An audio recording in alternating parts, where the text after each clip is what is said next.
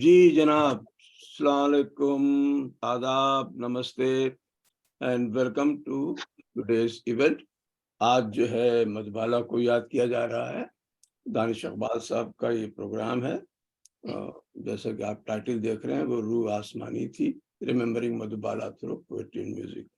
मधुबाला का जिक्र है और दानिश साहब का बयान होगा, तो वो शेर आपको मैं याद दिला दूं कि कुछ तो वैसे ही है रंगी लब और रुखसार की बात, और कुछ खून जिगर हम भी मिला देते हैं।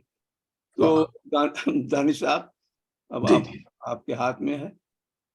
जी।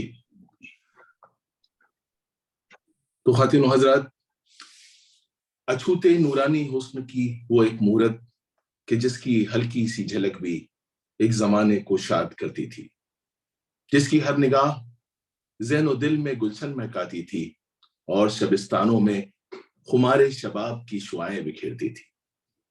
बलाएं लेती नजरें जिसके चेहरे पर पड़ते ही झिझक कर हट जाया करती थी कि कहीं उसके चांद जैसे चेहरे को नजर न लग जाए, जिसके हर अंदाज में एक वकार और शान मतानत थी, जिसकी बस एक निगाह दिलों को सहर आलूद करने के लिए काफी होती थी, जिसके रुखे रोशन के आगे सुबहों की चमक धुंधली महसूस होती थी और सियाह जुल्फों में उसका चेहरा शायरों की तमाम शायरी से ज्यादा पुरकशिश और खूबसूरत लगता था।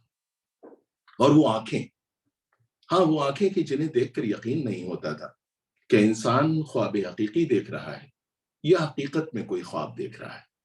दिल उसे देख उलझ सा जाता था कि क्या कोई इंसान इतना दिलकश, इतना दिलफरेब भी हो सकता है। गरज गरज वो हुस्न के जिसका तसव्वुर आम इंसानों के बस की बात नहीं, उस हुस्न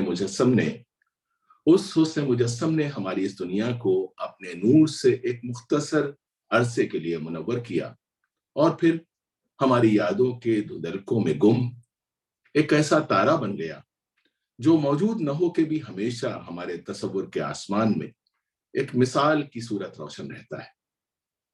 और हमारी इज्तिमाई यादों के उस नादीदा व गुमगुश्ता जुगनू का नाम था मधुबाला।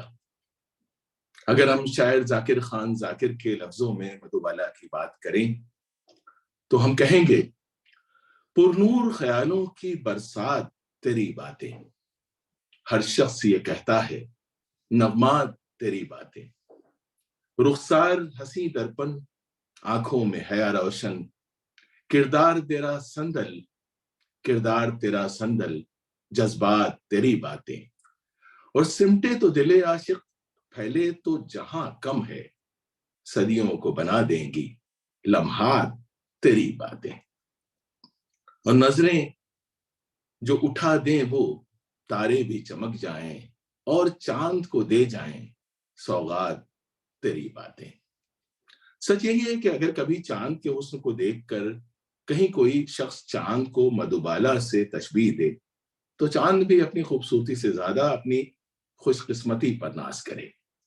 लेकिन वो चांद से सुंदर हस्ती वो एक लड़की नहीं, वो तो पहेली थी, एक सवालिया निशान थी, एक ऐसा मुअम्मा थी जिसके अपने दिल की किश्ती हिचकोले ही खाती रही, कभी किनारे न लग सकी। कम ही लोग इस बात से वाकिफ हैं कि नौजवानी के दिनों में मधुबाला जब घर पर तन्हा अपने कमरे में होती थी तो ग्रामोफोन पर हर वक्त उनका पसंदीदा यही नगमा बजता रहता था, आएगा आएगा आने वाला आएगा। वो खुद भी साथ ही साथ यही गाना गुनगुनाती रहती थी।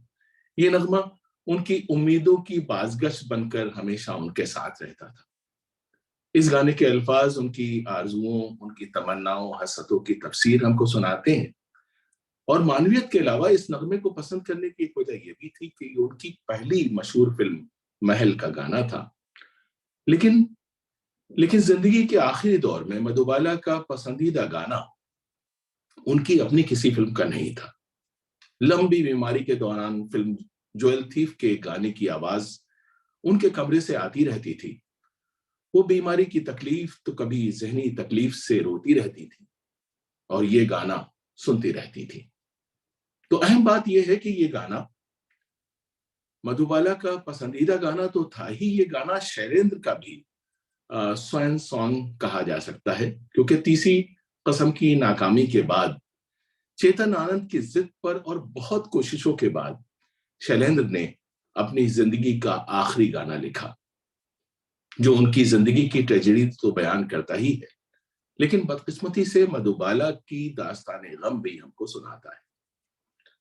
हमारे साथ ऋचा है, हमें ऋचा से पूछना चाहिए कि वो कौन सा उदास गाना है जो उनकी जिंदगी के अलमिया की कहानी मधुबाला को सुनाता था, और जिसकी उदास बाज़गश्त हमको मधुबाला की जिंदगी के नादीदा पहलुओं से रोशनास करा सकती है। जी सर, वो गाना जो था वो ज्वेल थीफ का बहुत ही फेमस गाना है, रुला के गया सपना मेरा। आइए सुनते हैं उस गाने को।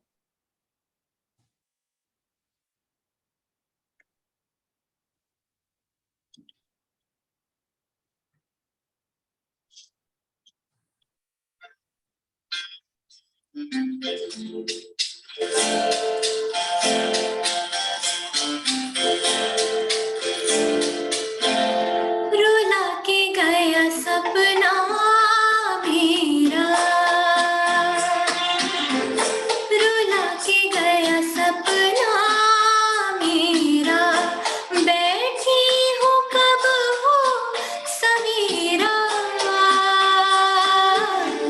रुला के गया सपना मेरा।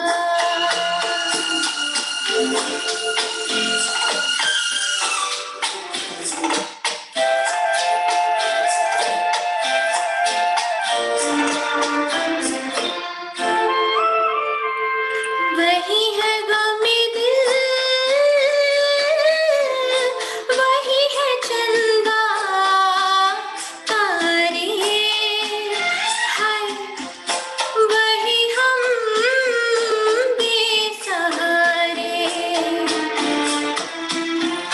वही है गमे दिल, वही है चंदा तारे, वही हम बेसहारे, आधी रात वही है और हर बात वही है, फिर भी ना आया लुटेरा, रुला के गया सपना मेरा, बैठी हूँ कब हो सवेरा, रुला के गया सपना मेरा।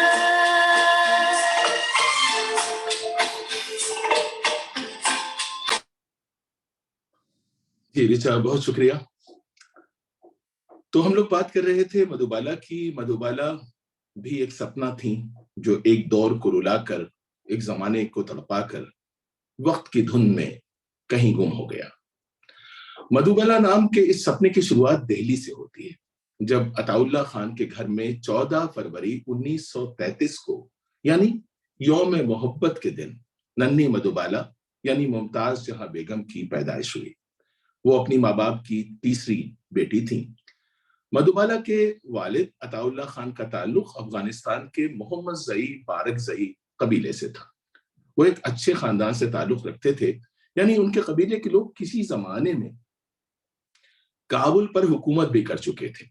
बाद में सियासी मुखालफत और दुश्मनियों के नतीजे में इस खानदान पर बुरा वक्त आया और अफगान फौज के हुक्म के तहत मुमताज जहां बेगम के दादा के पूरे खानदान को अफगानिस्तान से देश निकाला दे दिया गया।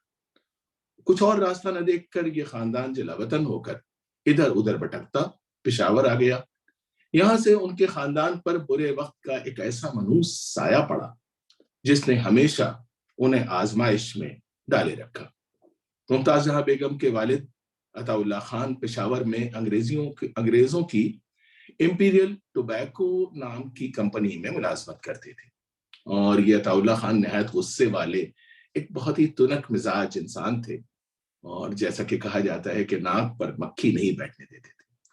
खान साहब को अपने गुस्से पर काबू न होने का खमियाजा ये भुगतना पड़ा कि 15 साल पुरानी मुलाजमत एक झटके में उनकी बदमिजाजी के बायस चली गई। लेकिन उन्होंने अपनी समझ में खान साहिबियत पर आंच नहीं आने दी और अपनी अकड़ बरकरार रखी। इंपीरियल टोबैको कंपनी की मुलाजमत से हाथ धोने के बाद अताउल्लाह खान ने पेशावर छोड़ दिया और दिल्ली चले आए, जहां कई बार उन्हें शदीद माली मुश्किलात से भी दो चार होना पड़ा। हालात यहां तक बिगड़े कि रोजी रोटी के लिए अताउल्लाह खान को एक अंग्रेज अफसर के घर दारोगे अस्तबल का भी काम करना पड़ा। दुश्मनों ने, जलने वालों ने यह भी उड़ा दिया कि देखो देखो खान साइस हो गया, फिरंगी का घोड़ा हाँकता है। उस जमाने के ज्यादातर लोगों की तरह अताउल्लाह खान के भी बहुत से बच्चे थे। कहा जाता है कि एक दिन अताउल्लाह खान अपने बच्चों को अंग्रेज की बग्घी में बिठाकर कुतुब मीनार दिखाने के लिए ले गए। वहां एक मजदूर फकीर ने बेबी मुमताज जहां को देखकर कहा कि पठान, तुम्हारी ये बेटी बहुत किस्मत वाली है, इसका ख्याल रखना क्योंकि इस पर खुदा की रहमत है, इसके चेहरे पर नूर है, ऐसा नूर जो इस सरजमीन को रोशन करेगा। लेकिन तुमने अगर इसकी कदर न की तो ये फूल तुम्हारे बागीचे में ज्यादा दिन न खिलेगा। ये फूल बहश्त का फूल है। अताउल्लाह खान ने फकीर की बात को मजाक समझकर या उसको पागल समझकर उसकी बात पर कोई ध्यान नहीं दिया और वहां से चले आए। फकीर की कही बात को सब लोग भूल गए। किसी ने यह ना सोचा कि फकीर की कही बात में सच ही सच छुपा था। वैसे कौन उस जमाने में यह सोच सकता था कि गुर्बत के बदहाल दिनों से मुकाबला करते हुए उस पठान की बेटी के चेहरे मोहरे का नूर सचमुच एक दिन पूरे हिंदुस्तान को रोशन करेगा, और ये कि एक दिन ऐसा भी आएगा जब इस बच्ची को वीनस ऑफ इंडिया कहा जाए। तो समझने की, याद रखने की बात यह है कि मधुबाला ने बचपन के इब्तिदाई दिन दिल्ली में हंसते खेलते, नई नई शरारतें करते, बहन भाइयों और माँ बाप को छेड़ते और तंग करते गुजारे। देखा जाए तो एक वर्ल्ड वार से दूसरी वर्ल्ड वार के बीच के वो सभी दिन सभी के लिए बहुत मुश्किल थे। लेकिन अताउल्लाह खान की दिक्कत ये थी कि वो शाखर्च इंसान थे, हाथ रोक कर खर्चा करना नहीं जानते थे।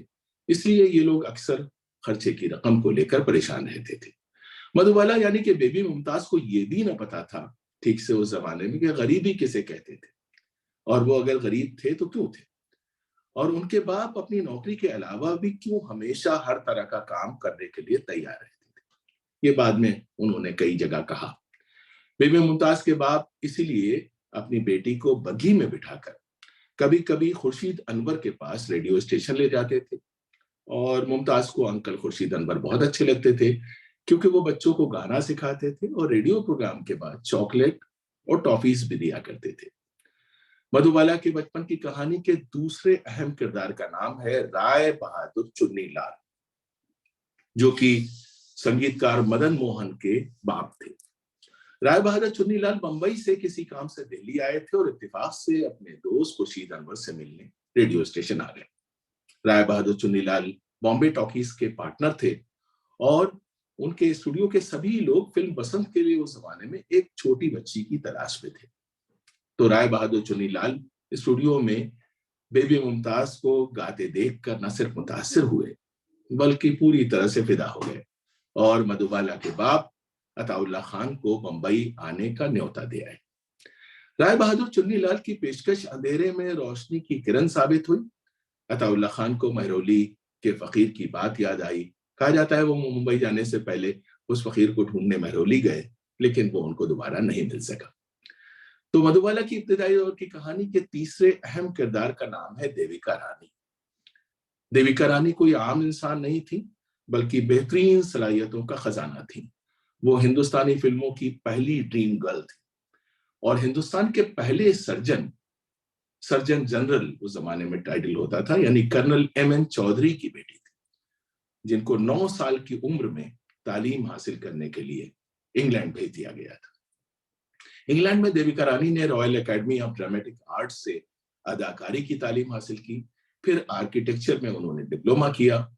आप सोचिए उस जमाने में एक औरत के लिए कितना मुश्किल होगा ये सब कुछ। और हिंदुस्तान वापस आकर उन्होंने हिमांशु राय के साथ फिल्मों में काम करना शुरू किया और देखते देखते बॉम्बे टॉकीज का तमाम कामकाज अकेले संभाल लिया। चुनांचे इन्हीं देविका रानी को बेबी मुमताज की तकदीर संवारने का काम भी करना था और वही उन्होंने किया।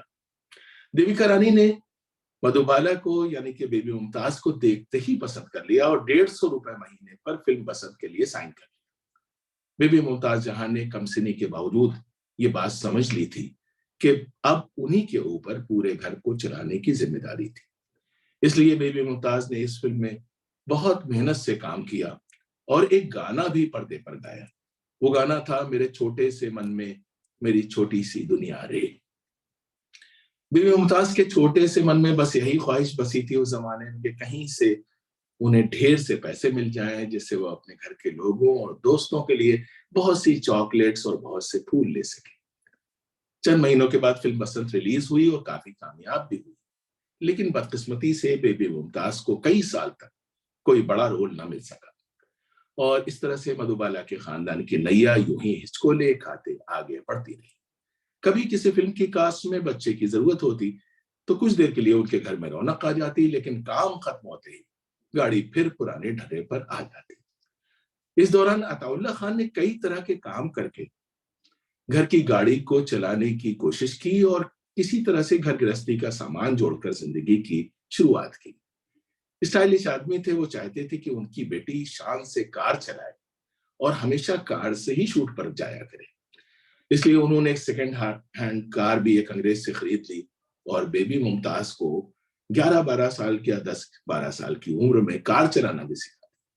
एक दिलचस्प बात यह है कि चाइल्ड आर्टिस्ट के तौर पर बेबी मुमताज बेबी महजबीन यानी मीना कुमारी की फैन हुआ करती थी। खासतौर से वो मीना कुमारी की आवाज और डायलॉग पर फिदा थी। तो बेबी मुमताज एक दिन जिद करके और थोड़े रास्ते खुद कहा जाता है कार चलाकर अपने पूरे खानदान के साथ बेबी मीना कुमारी की एक नई फिल्म देखने गई।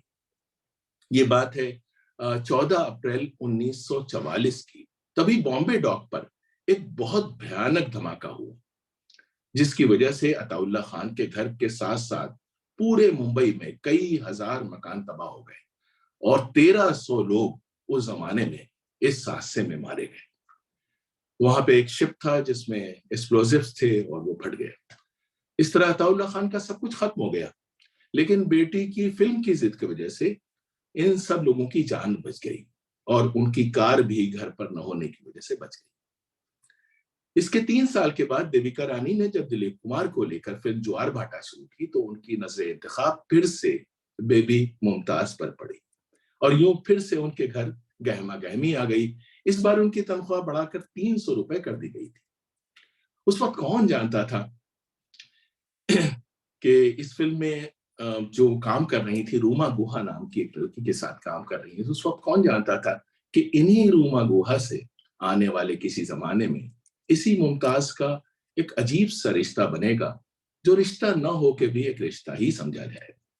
खैर, ये फिल्म कामयाब रही और बेबी मुमताज को इसके बाद कई फिल्मों में काम मिल गया और यही वो दौर है जब केदार शर्मा और देविका रानी के मुश्तरका मशवरे से बेबी मुमताज का फिल्मी नाम मधुबाला रखा गया।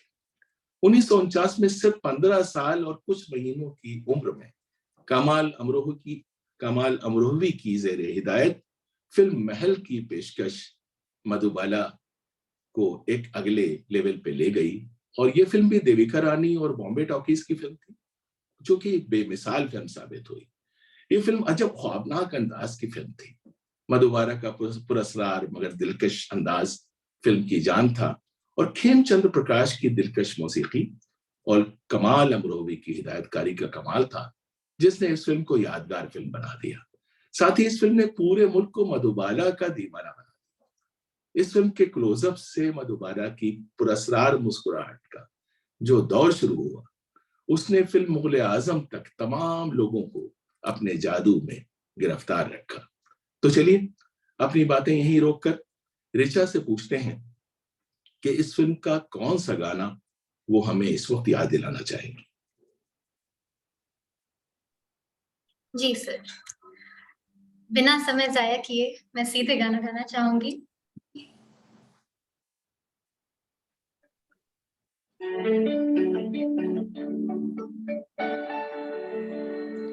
मुश्किल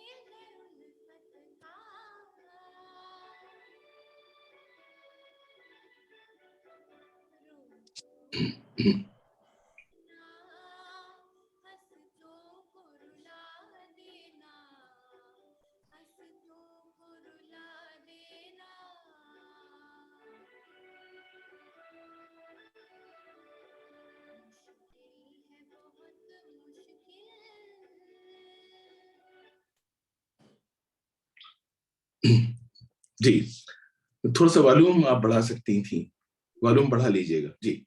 आवाज बहुत कम आ रही थी और म्यूजिक और आपकी दोनों आवाज दोनों बहुत दब गई थी। जी, थोड़ा सा वॉल्यूम बढ़ा लीजिएगा जी। तो ख़ातिन हज़रात, हम लोग बात कर रहे थे कि इस फिल्म की कामयाबी ने मधुबाला को बहुत फायदा पहुंचाया, लेकिन सवाल यह है कि ये फिल्म इतनी कामयाब क्यों हुई। तो इस फिल्म की जो कामयाबी की असल वजह थी, उसे कहा जाता है कि वो 7 पर्दों में ही छुपी रही। और वो बात ये थी कि फिल्म महल में कमाल अमरोवी ने भारतीय दर्शन यानी इंडियन फिलॉसफी के आवागमन या पुनर्जन्म के तस्वुर को निहायत खूबसूरती और नफासत के साथ एक बिल्कुल नए अंदाज में पेश किया था। चूंकि फिल्म देखने वालों की बड़ी तादाद अगले जन्म और कर्म के फलसफे से अच्छी तरह वाकिफ थी, इसलिए फिल्म महल ने उन्हें एक अलग तरह के तजर्बे से दो चार किया।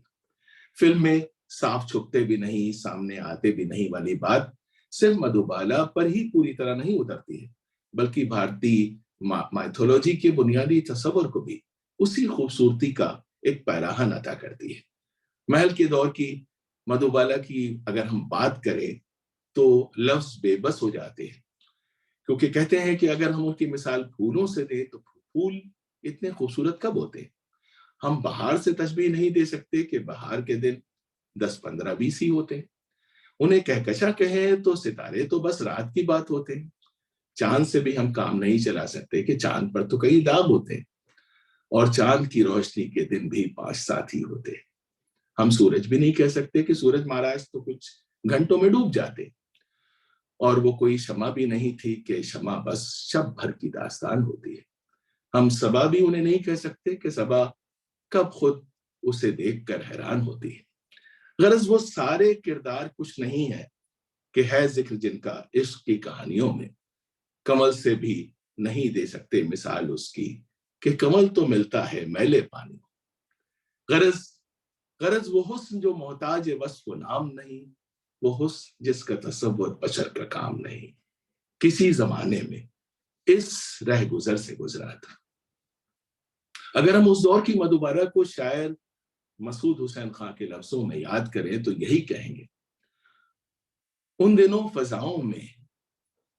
फिजाओं में तेरी ही कहानी थी, तेरी ही हुकूमत थी, तेरी हुक्मरानी थी, तेरे रुख की बातें थी, दिन था और रातें थी, सुबह कितनी रंगी थी, शाम क्या सुहानी थी।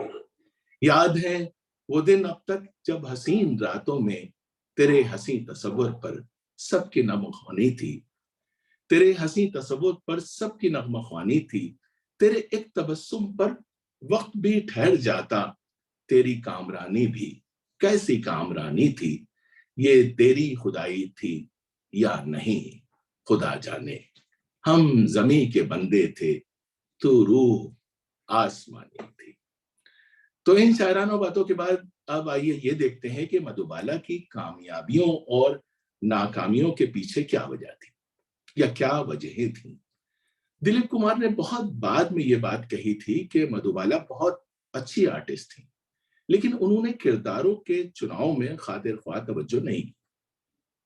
वजह साफ थी, मधुबाला के बाप ही उनका सारा कामकाज देखते थे, उन्हें सिर्फ पैसों से मतलब था। उन्हें जिस किसी फिल्म की ऑफर मिली उन्होंने हाँ कह दी और मधुबाला को वो फिल्म करनी पड़ी। मधुबाला एक अच्छी बेटी की तरह बाप की हर बात मानती रही, जिसकी वजह से उनका पेशावराना नुकसान हुआ। अगर वो किरदार और कहानी की रोशनी में फिल्मों का इंतखाब करती तो उन्हें अपनी मेहनतों का फल बेहतर मिल सकता था। मधुबाला को लोग इतना पसंद करते थे कि कई फिल्मसाज मधुबाला के नाम से फिल्म बनाना चाहते थे, क्योंकि उनका ख्याल था कि अगर मधुबाला नाम की फिल्म में मधुबाला काम करेंगी तो फिल्म की कामयाबी तो यकीनी है। चुनांचे उस जमाने में एक फिल्म बनकर रिलीज भी हुई जिसका नाम मधुबाला था और जिसमें मधुबाला ने काम भी किया। दूसरी जानिब ये बात सभी जानते हैं कि मधुबाला के बाप अताउल्लाह खान काफी बददिमाग किस्म के इंसान थे और उन्हें अपने गुस्से पर बिल्कुल काबू नहीं था, लेकिन पठानों की तरह वो बात के पक्के इंसान भी थे। ईमानदारी थी, डिसिप्लिन और पाबंदी वक्त का उन्हें जुनून की हद तक पास था, क्योंकि अंग्रेजों के साथ काफी वक्त गुजारा था। मधुबाला बाप की नाराजगी से बहुत डरती थी। खान साहब चाहते थे कि उनके बच्चे घड़ी की सुइयों की तरह काम करें। बाप की दी गई ये तरबियत अपनी पेशेवराना जिंदगी में मधुबाला के बहुत काम आई।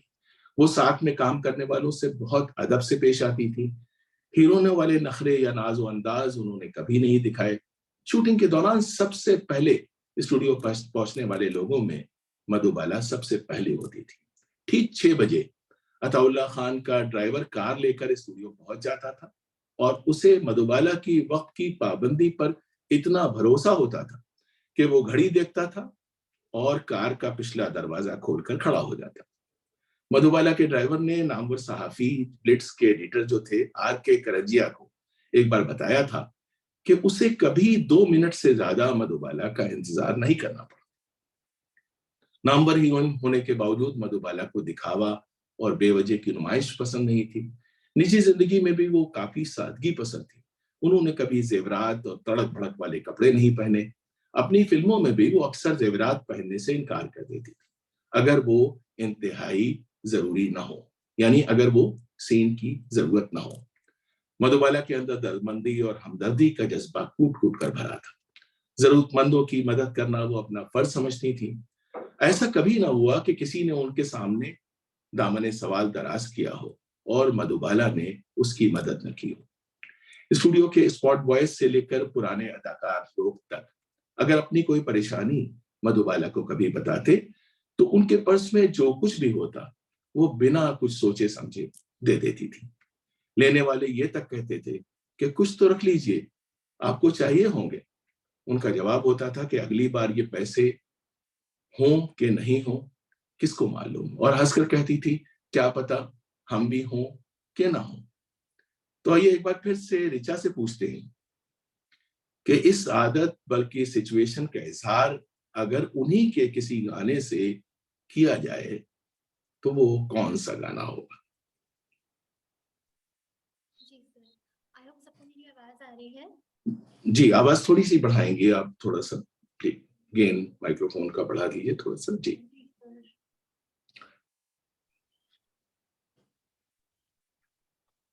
जी, आप बोलती रहिए ताकि लेवल का पता चलता है। जी जी जी सर, आवाज आ रही है अभी सबको मेरी? जी जी जी ठीक है सर। इस मौके पे मैं वही गाना गाना चाहूंगी जो मैंने शायद कुछ चंद गाने थे मधुबाला जी के जो जब मैंने म्यूजिक सीखना स्टार्ट किया था तब मैं गाती थी। तो बिना समय जाया किए मैं गाने पे आना चाहूंगी। 2 दिन के लिए मेहमान यहाँ, मालूम नहीं मंजिल है कहाँ। अरमान भरा दिल तो है मगर वो दिल से मिले वो दिल है कहाँ। 2 दिन के लिए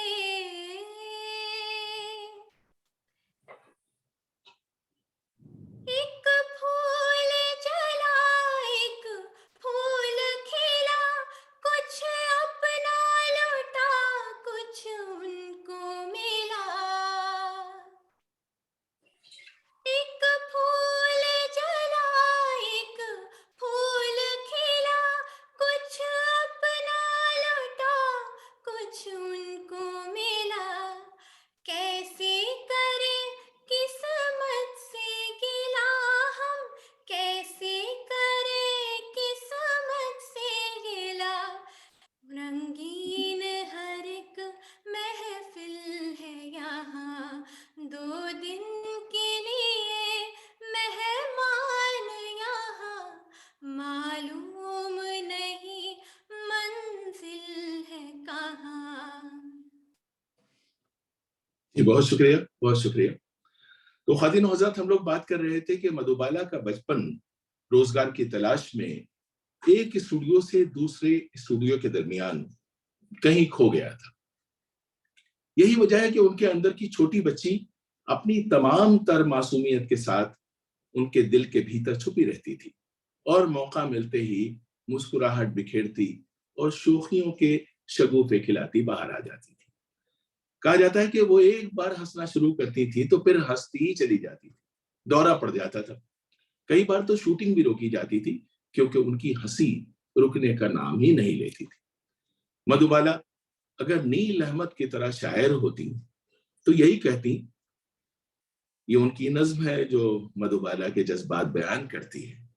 वो शायद यही कहती है, मुझे अच्छा नहीं लगता खड़ा खामोश सा दरिया, कोई हलचल हो तूफान हो, कोई तो बाद बात टूटे, कोई तो नाखुदा ऐसा हो जो बादे मुखालिफ को पलट दे जोरे बाजू से, वो ऐसा नाखुदा कि जो भंवर में डूब ना जाए, खुद अपनी जात के ईकान पर बाहर निकल आए, यकीन हो आप पर तो साहिलों को छोड़ देते हैं, भरोसा हो बसीरत पर तो दरिया मोड़ देते हैं, यूं अपने आप में तूफान की हलचल मचा रखो कि तुग़यानी नहीं आती तो दरिया सूख जाते हैं, कि तुग़यानी नहीं आती दरिया सूख जाते हैं।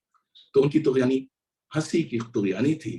कहा जाता है कि दिलीप कुमार के साथ जब बहैसियत हीरोइन उन्हें पहली फिल्म मिली तो पहले ही दिन एक एक्स्ट्रा रोल करने वाली लड़की के हाथों मधुबाला ने दिलीप कुमार को एक लाल गुलाब और एक भारी भरकम शेर लिखकर भेजा, जिसका पूरा मतलब खुद उन्हें भी नहीं पता था, लेकिन जिसका मतलब शायद ये था कि सलाम मोहब्बत कबूल कीजिए और इस गुलाब को कबूल करके किसी गुमनाम अनजान लड़की की मोहब्बत भी कबूल कीजिए।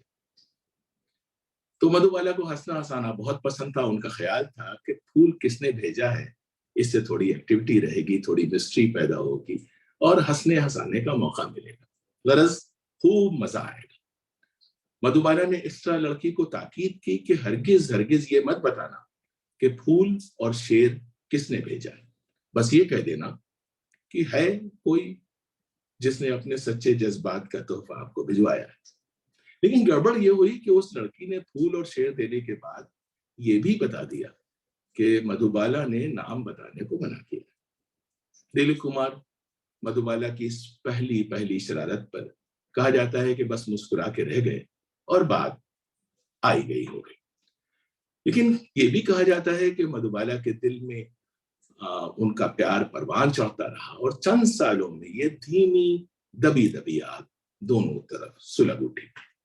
दोनों के पहले पहले प्यार की पहली पहली बात अगर मधुबाला ने नील अहमद की जबान में कही होती तो वो नज्म की जबान में शायद कुछ यूं होती।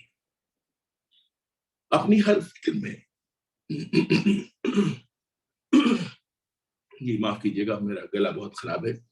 अपनी हर फिक्र में तूफान की तुग़यानी है और मेरे शौक में जज्बों की फरावानी है, यूं जुनूं बहता है दरिया की रवानी जैसे और मेरी सोच में पलती है कहानी जैसे। मैंने टूटे हुए लहजों की दुआ सीखी है, मैंने हर रंग की खुशबू की अदा सीखी है, मैंने हर जाहिर व बातिन का उठाया पर्दा और तस्खीर जमाना की लगन दिल में लिए अपने हाथों में मशक्कत के कड़े पहने। आसमां मेरा जमी मेरी जहां मेरा है, इश्क भी मेरा है। चलिए ऋचा से एक बार फिर पूछते हैं कि मधुबाला का कौन सा गाना उनकी जिंदगी के इस मोड़ की कहानी कहता महसूस होता है, वो कौन सा गाना हो सकता है? जी सर।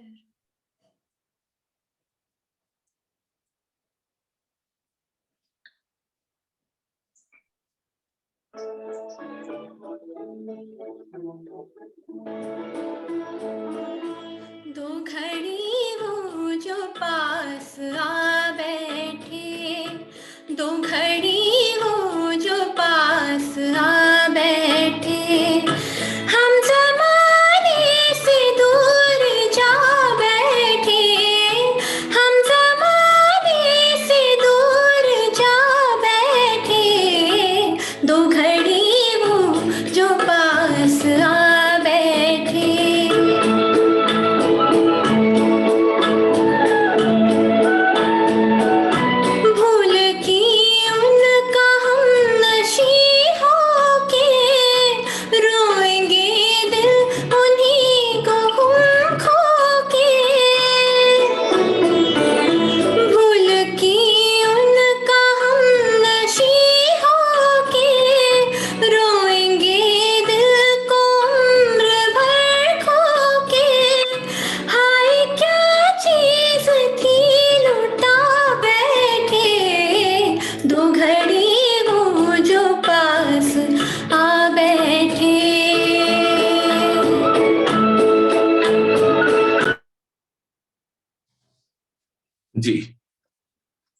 तो दिलीप कुमार और मधुबाला की मोहब्बत फिल्मी कहानियों से ज्यादा ड्रामाई और उतार चढ़ाव वाली साबित हुई। मधुबाला अपने वालिद अताउल्ला खान को नाराज करने का ख्याल भी दिल में नहीं ला सकती थी। उस जमाने में सारी बेटियां ऐसी हुआ करती थी। अताउल्ला खान दिलीप कुमार को पसंद नहीं करते थे। वजह यह थी कि उन्हें लगता था उनकी बेटी उनसे कोई छीन न ले। अताउल्ला खान के 2 बेटे कमसिनी में ही मौत का शिकार हो गए थे, इसलिए पूरे खानदान का इन्हिसार अब सिर्फ मधुबाला की कमाई पर था। काफी सब्र आजमा वक्त देखने के बाद अताउल्ला खान के अहले खानदान को खुशहाली के दिन नसीब हुए थे। इसलिए न तो अताउल्ला खान को न उनके कुंबे के दूसरे अफराद को ये बात पसंद आई कि मधुबाला और दिलीप कुमार के दरमियान किसी किस्म का कोई रिश्ता। लेकिन साहब, प्यार तो हो ही चुका था, इसलिए दोनों को बहुत दिनों तक अपनी मोहब्बत सबसे क्या शायद अपने आप से भी छुपानी पड़ी। इस दौरान मधुबाला का नाम हॉलीवुड में भी लिया जाने लगा। उन्हें दुनिया की सबसे मशहूर एक्ट्रेस माना जाने लगा था। ऑस्कर इनाम जीतने वाले डायरेक्टर फ्रैंक कापरा मुंबई आए तो उन्होंने मधुबाला को हॉलीवुड की एक फिल्म के लिए साइन करना चाहा। उस जमाने में ये बहुत बड़ी बात थी, कोई सोच भी नहीं सकता था। लेकिन अताउल्ला खान ने मना कर दिया कि अंग्रेजी फिल्में बेहुदा होती हैं, सो मेरी बेटी अंग्रेजी फिल्में बिल्कुल नहीं करेगी। लाइफ मैगजीन के रिपोर्टर ने इसी दौर में मधुबाला से पूछा था कि पूरी दुनिया आपको एक बेहतरीन अदाकारा के तौर पर देखती है, लेकिन खुद आप अपने आप को कैसे देखती हैं, कहां पाती हैं? मधुबाला का जवाब था कि मैं 9 साल की थी जब मैं फिल्मों की भूल भुलैयों में खो गई थी। मैं एक खोई हुई लड़की हूं जिसे ये नहीं मालूम कि वो कहां है और क्या कर रही है। खैर, बात ये हो रही थी कि मधुबाला और दिलीप कुमार एक दूसरे को पसंद करते थे, लेकिन ये भी नहीं चाहते थे कि दुनिया के सामने ये बात आ सके। लेकिन इश्क और मुश्क कहाँ छुपते हैं। धीरे धीरे जो गॉसिप लिखने वाले लोग थे उन्होंने ये बात फैला दी और पूरे मुल्क को उनकी मोहब्बत के बारे में मालूम हो गया। अताउल्ला खान को उनके खानदान के लोगों ने, रिश्तेदारों ने, दोस्तों ने, हमदर्दों ने, सब ने बहुत समझाया। कहा जाता है कि निहायत बेदिली से उन्होंने इस तल्ख हकीकत को तस्लीम किया और एक दिन बहुत खामोशी से दिलीप कुमार और मधुबाला की मंगनी का फर्ज भी पूरा किया गया। लेकिन इस खबर को आम नहीं किया गया। मधुबाला की तो खुशियों का कोई ठिकाना ही नहीं था। कहते हैं कि उस जमाने में दोनों का एक दूसरे के घर उठना बैठना भी शुरू हो गया था। दिलीप कुमार मधुबाला के घर भी जाने लगे थे, जहां मधुबाला की बहनें बहुत खुशी खुशी उनका खैर मकदम किया करती थी। तो आइए ऋचा की मदद से याद करते हैं उनकी जिंदगी के उस खूबसूरत दौर को।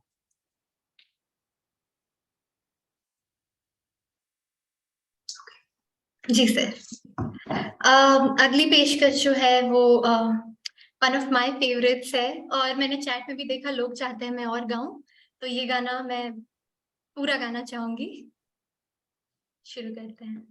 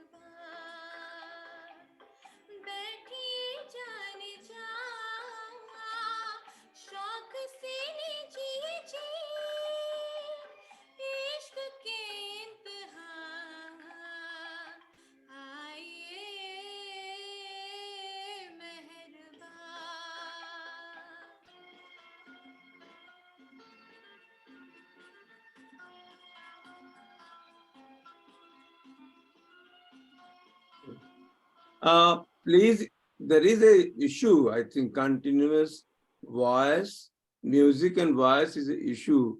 It comes down and we cannot hear, so it has to be. थोड़ा सा लेवल और बढ़ा लीजिए जी। वो बिल्कुल खत्म हो जाता है ऑलमोस्ट। आपकी आवाज नहीं आ रही। आपकी आवाज भी नहीं आ रही। नहीं नहीं, अभी आपकी आवाज नहीं आ रही है, तो आप बहुत मामूली सी आ रही है, बहुत ही कम आवाज आ रही है। I think there is some issue, some technical issue. आप कुछ बोलती रहिए ताकि हम लोग चेक करें कि आपकी आवाज आ रही है। नहीं आ रही। नहीं आ रही जी, अब आई जरा सी। अच्छा, एक सेकेंड सर। लेकिन ये जी। चली जाती है, ये प्रॉब्लम हो रहा है कि गाना जो आपका बिल्कुल फेड हो जाता है, आपकी म्यूजिक गाना सब फेड हो जाता है। नहीं, अभी आवाज आ रही है आपकी। आप अभी जरा गुनगुना के देखिए। अभी आपको आवाज आ रही है? नहीं, ये तो हेडफोन पहले से कम है। हेडफोन से और कम हो जाएगी। सर एक सेकेंड में चेक कर जी, रही हूँ। अब आवाज बिल्कुल साफ है अभी। अभी इज इट ऑडिबल सर? जी जी जी जी, बिल्कुल साफ है। ठीक है सर, एक सेकेंड। जी, इसको हम शुरू से गाना फिर से ले लेंगे। ठीक है सर। जी सर। जी।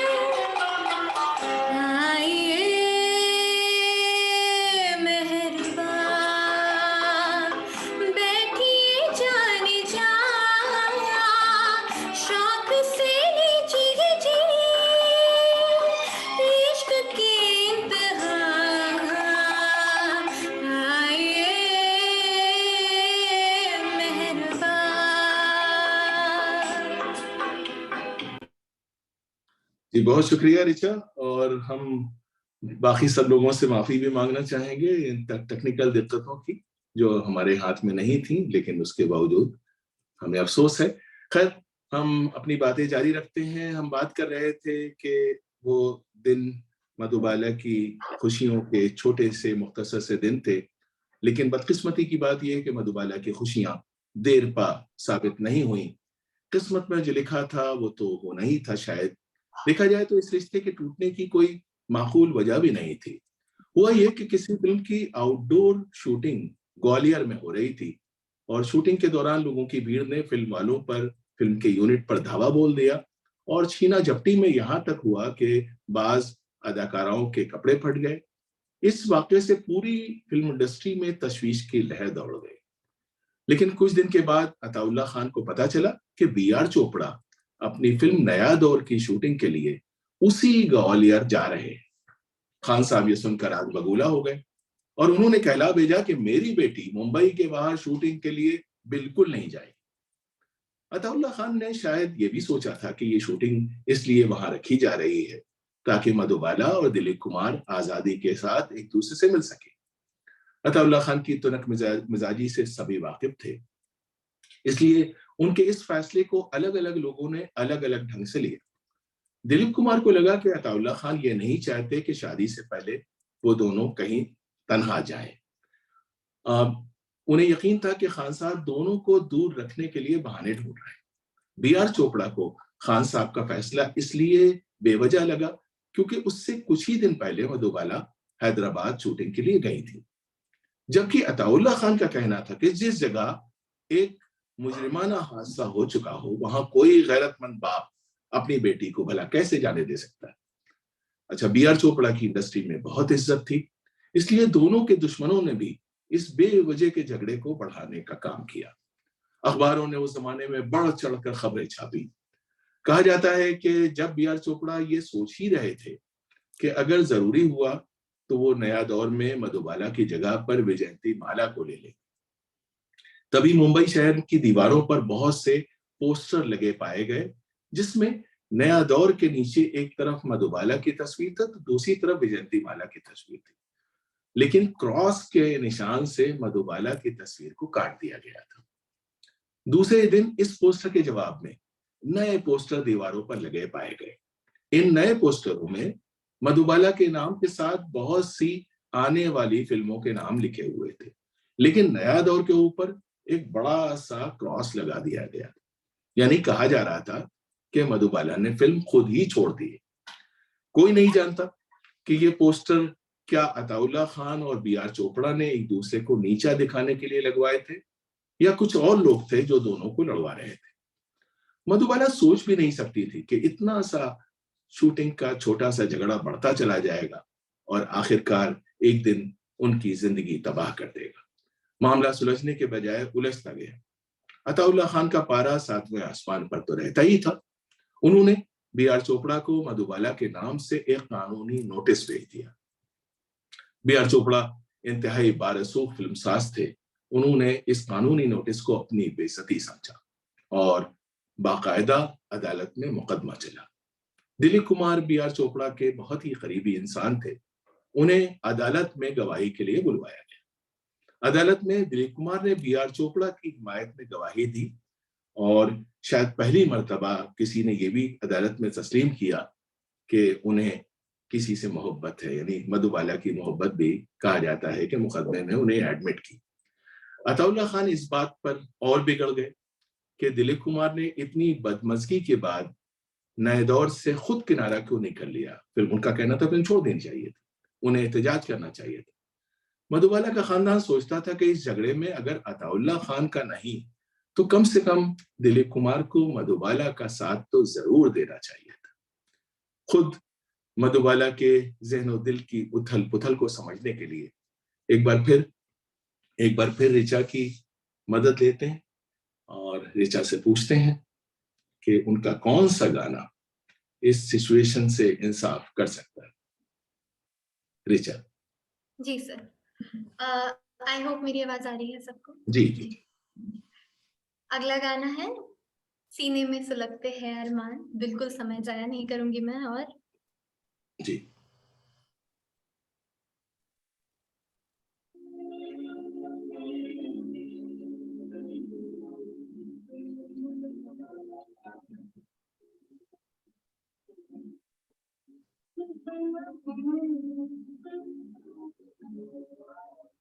सीने में सुलगते अरमान, आँखों में उदासी छाई है, ये आज तेरी दुनिया से हमें तकदीर कहाँ ले आई है। सीने में सुलगते हैं अरमान।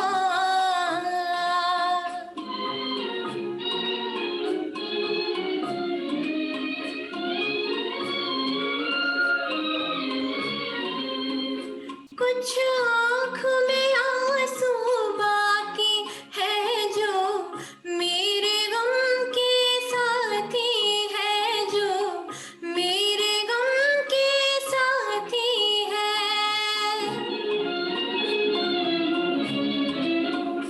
अब दिल है ना दिल के अरमां है, अब दिल है ना दिल के अरमां है, बस मैं हूँ मेरी तन्हाई है। सीने में सुलगते हैं अरमां।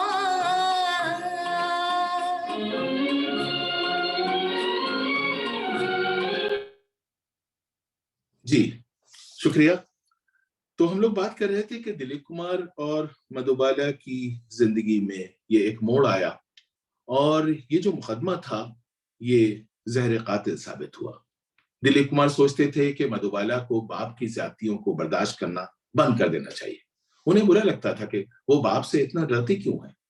मधुबाला सोचती थी कि दिलीप कुमार को उनके बाप का मान रखना चाहिए था। मुकदमा खत्म होने के बाद और नया दौर से अलहदगी के बाद भी मधुबाला चाहती थी कि दिलीप कुमार अगर एक बार आकर अताउल्लाह खान से माफी मांग ले तो सब कुछ ठीक हो जाएगा।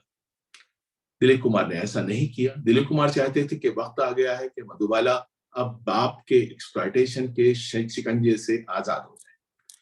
तो इस झगड़े के सभी किरदार शायद अपनी अपनी जगह ठीक थे, लेकिन सबसे ज्यादा नुकसान मधुबाला का हुआ, बल्कि कहना चाहिए सिर्फ मधुबाला का हुआ। उनका दिल प्यार और फर्ज की इस जंग में पारा पारा हो गया। इस मुकदमे ने सब कुछ बदल दिया। ऐसी दरारें पड़ी जिनको पाटा नहीं जा सकता था। रिश्ते हमेशा के लिए टूटकर वक्त की रेत में कहीं बिखर गए। मधुबाला ने इस गम को आंसुओं में बहा देना चाहा, लेकिन दिल से आंसुओं के बजाय खून बह निकला। कहते हैं इसी दौर में उन्हें खून की बाकायदा उल्टियां होने लगी। करीबी लोग बताते हैं कि मधुबाला की जिंदगी का यही वो दौर है जिसने सब कुछ खत्म कर दिया। न सिर्फ उनका दिल टूटा, बल्कि ऐसा टूटा कि फिर कभी जुड़ ना पाया। हंसती खेलती एक लड़की जो जिंदगी से भरपूर शख्सियत रखती थी, तन्हाई पसंद होती गई, जिंदगी के हर लुत्फ से दूर होती गई। उस दौर में वो समंदर के किनारे घंटों खामोश बैठी रहती थी और आती जाती लहरों की उथल पुथल देखती रहती थी। शाइस्ता मुफ्ती ने शायरी की जबान में ज़हन की अंदरूनी कैफियत की जो मंजरकशी की है, वो देखी कितनी सच्ची महसूस होती है, बल्कि मधुबाला के दिल की आवाज महसूस होती है। आज लगता है समंदर में है तुगयानी सी, आज लगता है समंदर में है तुगयानी सी, जाने किस दहर से आया है ये तूफान बला। ये जो तूफान के इसमें है खंडर ख्वाबों के, टूटते ख्वाब हैं धुंधली सी गुजरगाहों के। अनकही कोई कहानी, कोई जलता आंसू, आके दामन पे ठहरता हुआ बेकल शिकवा। चुप सी साधी है मेरे बुत ने मगर आंखों में, चुप सी साधी है मेरे बुत ने मगर आंखों में, मेरे हर ताज महल की है हकीकत वाज़े, जिसमें रहती है वो शहजादी जिसे कुदरत ने दिल धड़कता हुआ बख्शा था बदन पत्थर का। मैंने देखा है कि वो रात के अंधियारों में अपने टूटे हुए पर खुद ही जला देती है, अपने अश्कों के दिए खुद ही बुझा देती है। खुद ही अपने लिए लिखती है सजाओं की किताब, अपने हाथों से छुपा देती है जख्मों के गुलाब, अपने हाथों से छुपा देती है जख्मों के गुलाब, आज लगता है समंदर में है तुग़यानी सी। मधुबाला ने दुनिया की नजरों से जख्मों के जो गुलाब छुपाए थे वो डॉक्टरों से छुप न सके। एक दिन पता चला कि उनके दिल में सुराख है, यानी ये तकलीफदेह हकीकत सामने आई कि मधुबाला के दिल में वेंट्रिकुलर सेप्टल डिफेक्ट यानी कि एक लाइलाज सुराख है। उस जमाने में मेडिकल साइंस ने इतनी तरक्की नहीं की थी कि ओपन हार्ट सर्जरी की जा सके। कुछ लोगों का यह भी कहना था कि मधुबाला की जिंदगी में आए ज़लज़ले ने उनकी बीमारी और बढ़ा दी थी, बल्कि शायद उनको ये बीमारी दिल टूटने की वजह से ही हुई थी।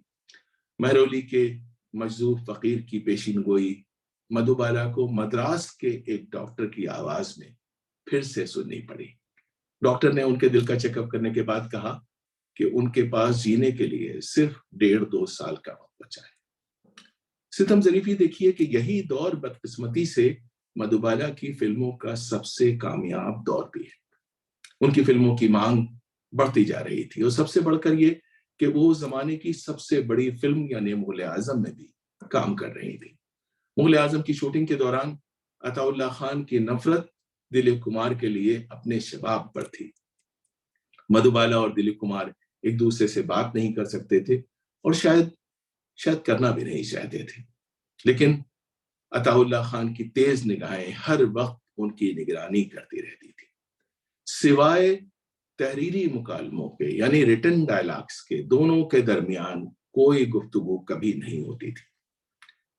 इन हक़ाइक़ की रोशनी में देखें तो दोनों फनकारों की इज्जत हमारे दिल में और बढ़ जाती है कि इख्तिलाफात के तूफान का मुकाबला करते हुए भी दिलीप कुमार और मधुबाला ने मुग़ल आज़म में इतना बेमिसाल काम किया।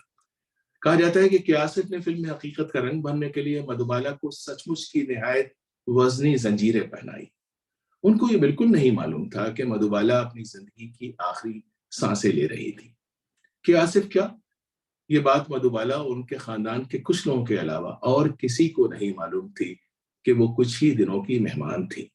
हर लम्हे मौत के आते कदमों की आहट सुनती मधुबाला की पुरअसरार मुस्कुराहट के पीछे दर्द का कितना बड़ा सैलाब छुपा था, इसका अंदाजा न दिलीप कुमार को था न बाकी दुनिया को।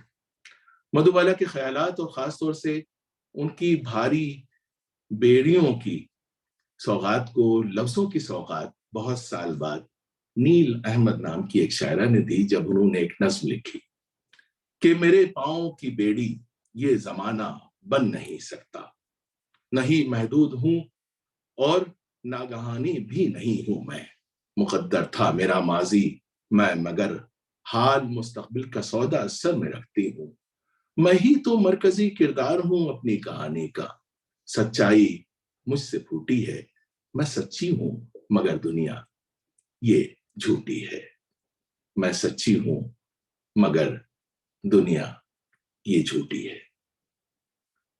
Over to Richa.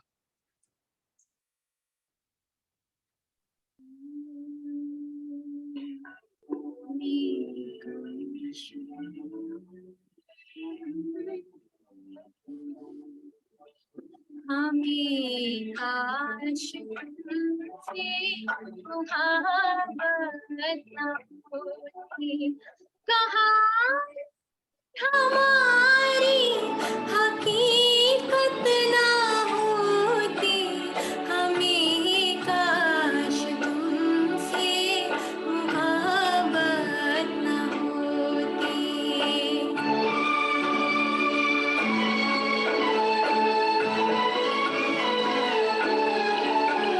न दिल तुमको देते ना मजबूर होते, न दुनिया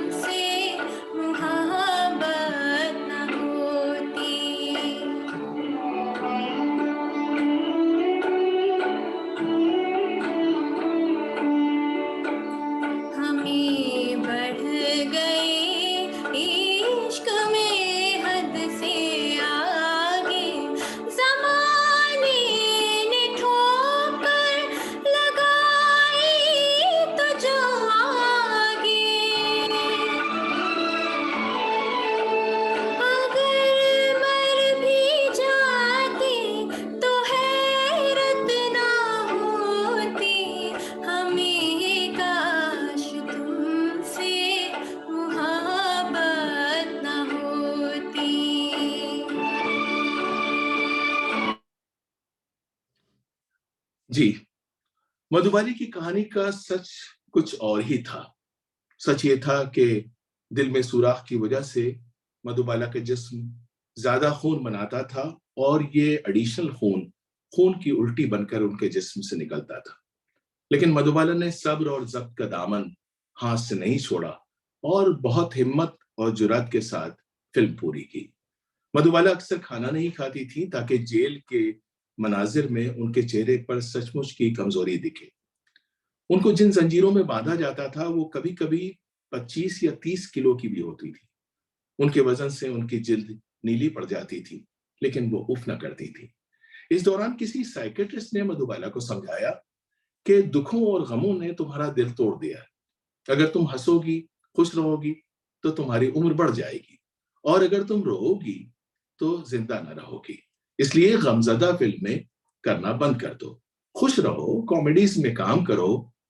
वो डूबते को तिनके का किनारा समझकर कॉमेडी फिल्मों में तरह तरह की, बल्कि अक्सर बेवजह के रोल करने लगी।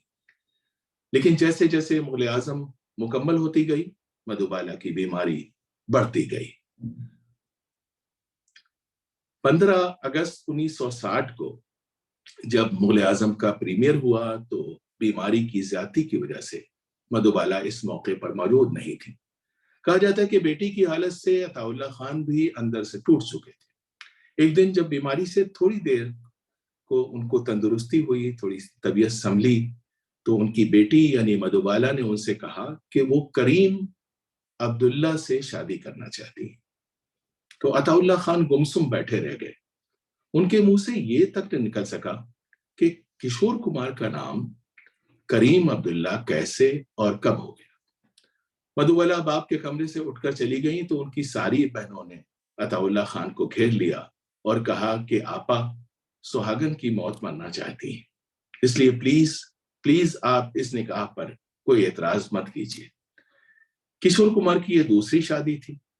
इत्तेफाक ये था कि किशोर कुमार की पहली बीवी वही रूमा गुहा थी जिन्होंने फिल्म ज्वार भाटा में मधुबाला के साथ चाइल्ड आर्टिस्ट के तौर पर काम किया था। रूमा गुहा सत्यजीत रे के खानदान से थी और अपना फिल्मी करियर बनाना चाहती थी, लेकिन किशोर कुमार चाहते थे कि वो फिल्मों में काम करना छोड़ दें। इस वजह से झगड़ा चल रहा था।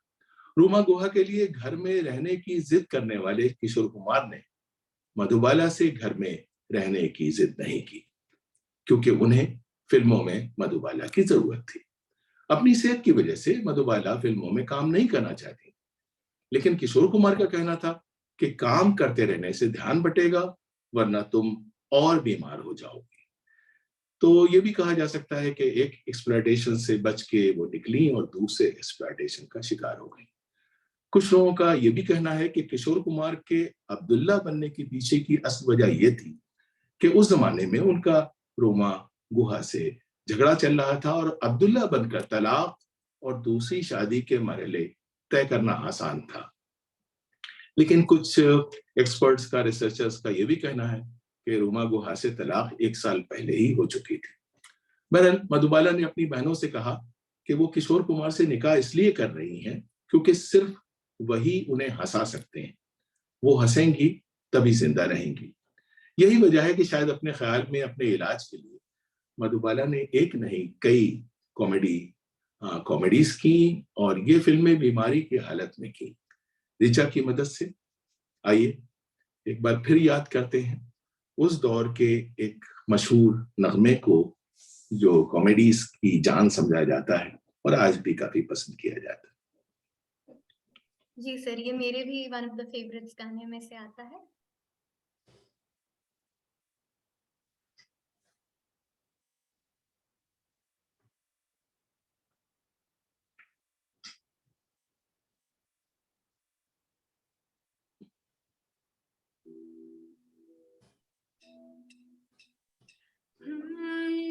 एक लड़की भीगी भागी सी, सोती रातों में जागी सी, मिली एक अजनबी से कोई आगे न पीछे, तुम ही कहो ये कोई बात है। एक लड़की भीगी भागी से, सोती रातों में जागी से, मिली एक अजनबी से कोई आगे न पीछे, तुम ही कहो ये कोई बात है। हाँ,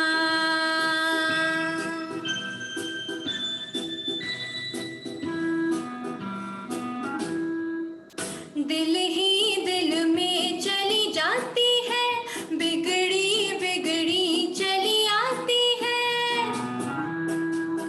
दिल ही दिल में चली जाती है, बिगड़ी बिगड़ी चली आती है। धुंधलाती हुई बल खाती हुई सावन की सुनी रातों में, मिली एक अजनबी से कोई आगे न पीछे, तुम ही कहो ये कोई बात है।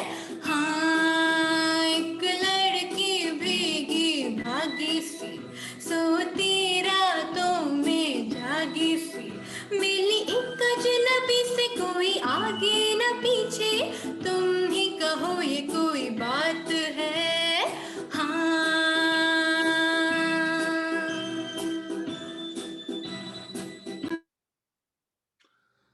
जी ख्वातीन और हजरात, तो ये हंसती मुस्कुराती और खुश मिजाज शादी भी बदकिस्मती से मधुबाला के गम का मदावा साबित ना हो सकी। मधुबाला को यकीन था कि किशोर कुमार उन्हें हंसाते रहेंगे और इस तरह से वो जिंदा रह पाएंगी, लेकिन उनकी बीमारी में और इजाफा हो गया। वजह शायद ये थी कि कुमार खानदान ने मधुबाला को कबूल करने से इनकार कर दिया था, क्योंकि दोनों का निकाह हुआ था।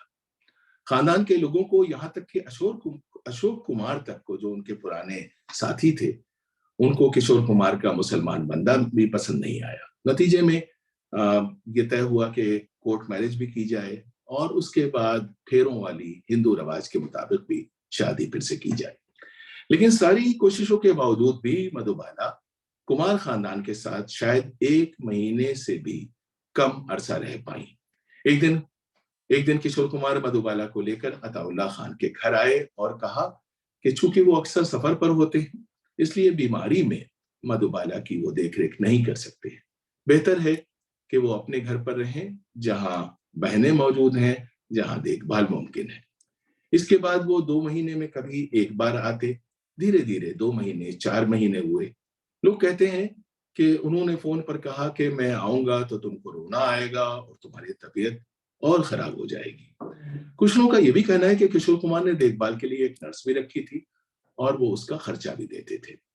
तो इस तरह गमजदा और बीमार मधुबाला अकेली अपने कमरे में बिस्तर पर लेटी बस ज्वेल थीफ का वो गाना सुनती रहती थी, रुला के गया सपना मेरा। मधुबाला की बहनों ने जब ये हाल देखा तो बहन को समझाया कि किशोर भाई तुम्हें मरते नहीं देख सकते, इसलिए वो खुद को तुमसे दूर कर रहे हैं। हकीकत जो भी हो, लेकिन किस्मत की सितम ज़रीफी ये है कि जिस मधुबाला की पैदाइश 14 फरवरी 1933 को यौम मोहब्बत यानी वैलेंटाइन डे के दिन हुई, जिस मधुबाला से पूरा मुल्क मोहब्बत करता था, उस बदकिस्मत मधुबाला को जिंदगी में कभी मोहब्बत नहीं मिल सकी। उनके सारे ख्वाब टूट कर बिखर गए। खानदान के लोगों के अलावा मधुबाला का कभी कोई दोस्त था भी नहीं। तो ना कोई दोस्त, ना हमदर्द, ना मुनिस, ना गमख्वार, ना गमगुसार। मधुबाला बिस्तर मर्ग पर थी जब दिलीप कुमार की शादी सायरा बानो से हुई। मधुबाला की एक बहन के मुताबिक जब ये बात मधुबाला को बताई गई तो उन्होंने कहा उनके नसीब में वो थी, मैं नहीं थी। फिर कुछ दिनों के बाद एक अखबार में दोनों का फोटो देखकर कहा कि उनकी दुल्हन है बहुत खूबसूरत और वो उनको चाहती भी बहुत है। मैं खुश हूं कि वो खुश है। मधुबाला अगर अदाकारा न होकर शायरा होती तो समीना राजा के लफ्जों में शायद कोई नज्म लिखती और वो नज्म ये होती। वो लिखती, सफ़े दिल से तेरा नाम मिटाने में मुझे देर लगी, सफ़े दिल से तेरा नाम मिटाने में मुझे देर लगी, पूरी एक उम्र की देर। अश्क गम कतरे खून आबे मसरत से मिटाकर देखा, अश्क गम कतरे खून आबे मसरत से मिटाकर देखा, रंगे दुनिया भी मिला रंगे तमन्ना भी लगा कर देखा। मकतबे इश्क में जितने भी सबक याद किए याद रहे, अरसे ज़ीस्त में ख्वाबों के खराबे थे बहुत, उन खराबों में ख्यालों के नगर जितने भी आबाद किए याद रहे। और तेरी खुद साख्ता बेखबरी को, और तेरी खुद साख्ता बेखबरी को किस्से दर्द सुनाने में मुझे देर लगी। दिल से लिपटी हुई यकरंग उदासी के सबब रंगो रामिश में बसी जिंदा दिली भूल गई, पर तेरी शक्ल भुलाने में मुझे देर लगी। पूरी एक उम्र की देर, उम्र जो लम्हे जां के सिवा कुछ भी न थी, उम्र जो तेरी तमन्ना के सिवा कुछ भी न थी, बस वही उम्र बिताने में मुझे देर लगी। एक उम्र की देर। मधुबाला की बीमारी बढ़ती जा रही थी। इसी दौरान जब उन्हें बहनों ने बताया कि फिल्म पड़ोसन में सायरा बानो भी हैं और हंसी मजाक भी है, तो मधुबाला ने कहा मैं पड़ोसन देखने जाऊंगी। उनके लिए फिल्म का खास शो रखा गया, लेकिन फिल्म के दौरान उन्हें दिल में शदीद दर्द उठा और घर पहुंचते पहुंचते तेज बुखार आ गया। हालत बिगड़ गई, ऑक्सीजन देनी पड़ी। इन इंजेक्शन और दवाओं ने जिद करके उन्हें किसी तरह जाने से रोका। बीमारी के आखिरी दिनों में जब उनकी बहनें उनको हाथों के सहारे उठाकर दवा पिलाना चाहती थी, तो कहा जाता है कि होश आने पर उस बेहोशी की हालत में भी मधुबाला हाथ से ग्रामोफोन रिकॉर्ड की तरफ इशारा करती थी कि वो गाना दोबारा चला दिया जाए, रुला के गया सपना मेरा। गाना दोबारा बजने पर उनकी आंखें मुस्कुरा उठती थीं। यही गाना उनकी लोरी था जिसे वो सुनते हुए सो जाती थी। ये भी कहा जाता है कि मधुबाला को सफेद रंग के कपड़े और सफेद फूल बहुत पसंद थे। बीमारी के दौरान भी मोगरे के फूल उनके तकिए के पास रखे रहते थे। मधुबाला करोड़ों लोगों के ख्वाबों की मलका थी, लेकिन उनके अपने ख्वाबों ने उन्हें बस आंसू ही दिए। मधुबाला आंसुओं को पीते हुए मुस्कुराने की कोशिश करती रहीं और इसी नाकाम कोशिश में अपनी छोटी सी जिंदगी के दिन गुजार दिए। मधुबाला मीना कुमारी नहीं थी। अगर होती तो जरूर समीना राजा जैसी कोई नज्म लिखती और वो शायद ये कहती, हिज्र की उम्र बढ़ी है तो हम इन आंखों को अब किसी ख्वाब नगर में नहीं जाने देंगे। गम से अब दोस्ती कर लेंगे, खुशी को नहीं आने देंगे। हिज्र के वक्त में अहवाल शब रोज का क्या पूछते हो, इसमें साथ भी जमानों से बड़ी होती है। दिन खड़ा होता है जल्लाद की मानिंद सभी रातों पर, रात डायन की तरह वक्त के नाके में अड़ी होती है। हिज्र के साथ में वो कहर है, जीना भी गिरा और न जीना मुश्किल।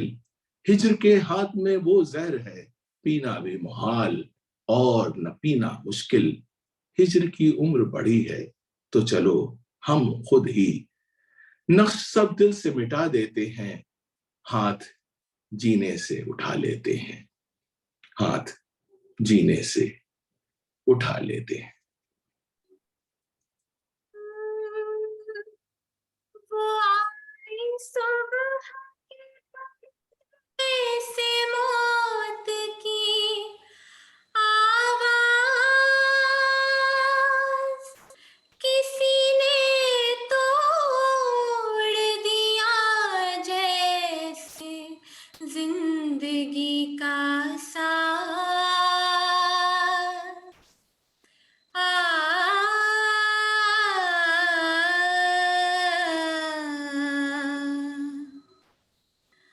खुदा निगहबान हो तुम्हारा, खुदा निगहबान हो तुम्हारा, धड़कते दिल का पयाम ले लो, धड़कते दिल का पयाम ले लो।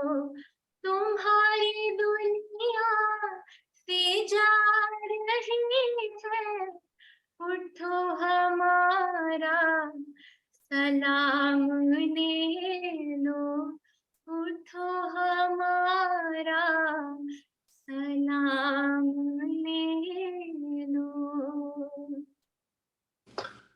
शकील बदायूं ने जब मुगल आजम के विदाई गाने के ये अल्फाज लिखे थे तो कौन जानता था कि वो गाना नहीं एक पेशीन गोई लिख रहे थे कि उठे जनाजा जो कल हमारा, कसम है तुमको न दे न कांधा।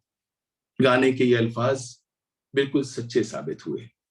शायद शकील बदायूनी ने ये लाइनें मुगल आजम के लिए नहीं, मधुबाला की असल जिंदगी के लिए ही लिखी थी। 23 फरवरी 1969 को जब मधुबाला ने आखिरी हिचकी ली तो कहा जाता है कि दिलीप कुमार मद्रास में शूटिंग कर रहे थे। वो खबर सुनते ही फौरन वहां से चल दिए, लेकिन जब मुंबई पहुंचे तो कफन दफन सब खत्म हो चुका था। करीबी लोगों का कहना है कि 3 दिन तक सोग का खाना उनके घर से मधुबाला के घर भेजा गया। यानी जब किसी करीबी के घर चूल्हा नहीं जलता तो खाना करीबी अजीजों के घर से ही आता है। सारी दूरियों के बावजूद कम से कम ये गुर्बत तो निभाई गई, जो रस्म दुनिया भी थी, दस्तूर भी थी। कहा जाता है कि पृथ्वीराज कपूर और इंडस्ट्री के सभी सीनियर लोग इब्तिदाई सालों में मधुबाला की मजार पर गुलपोशी के लिए जाते थे। दिलीप कुमार के दोस्तों का कहना है कि वो रात को छुपकर कब्रिस्तान जाते थे कि कोई स्कैंडल ना हो और लोगों को गप्पे हाँकने का मौका ना मिल सके।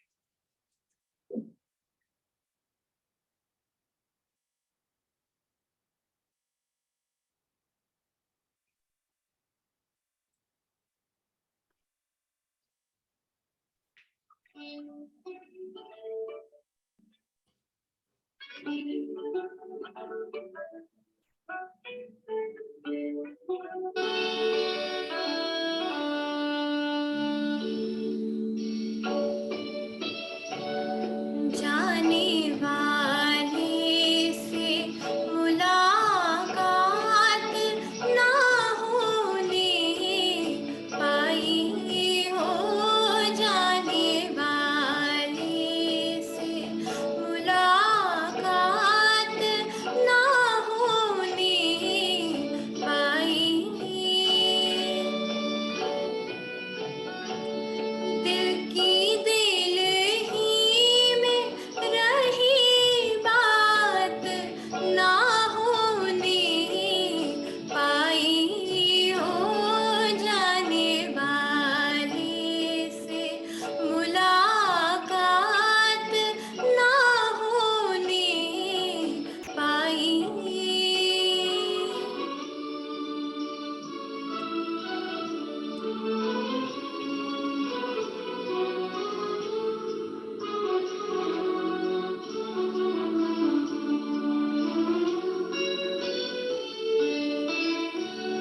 चांदनी खिल न सकी, चांद ने मुंह मोड़ लिया। चांदनी खिल न सकी, चांद ने मुंह मोड़ लिया। किसका अरमान था वो रात ना होने पाई हो, जाने वाले से मुलाकात ना होने पाई।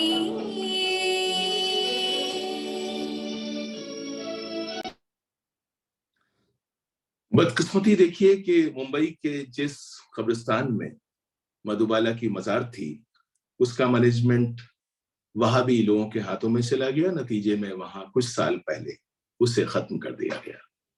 इस तरह सफ़े हस्ती से उस हस्ती का आखिरी निशान भी गुम कर दिया गया जो किसी जमाने में जन्नत नजर थी और एक आलम को अपने तबस्सुम से शादमा करती थी। लेकिन हमारे दिलों में वो एक रोशन सपना बनकर आज भी वैसे ही जगमगाती हैं जैसे अपनी जिंदगी में जगमगाती थी।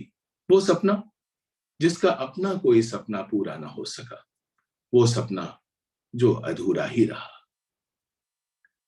तो इसके साथ ही हम आप लोगों का शुक्रिया अदा करना चाहेंगे कि आपने इतने सब्र और सुकून के साथ हम लोगों को बर्दाश्त किया और इतनी ज्यादा तकनीकी दिक्कतों के बावजूद सब कुछ बहुत सब्र के साथ झेला। बहुत शुक्रिया, बहुत शुक्रिया।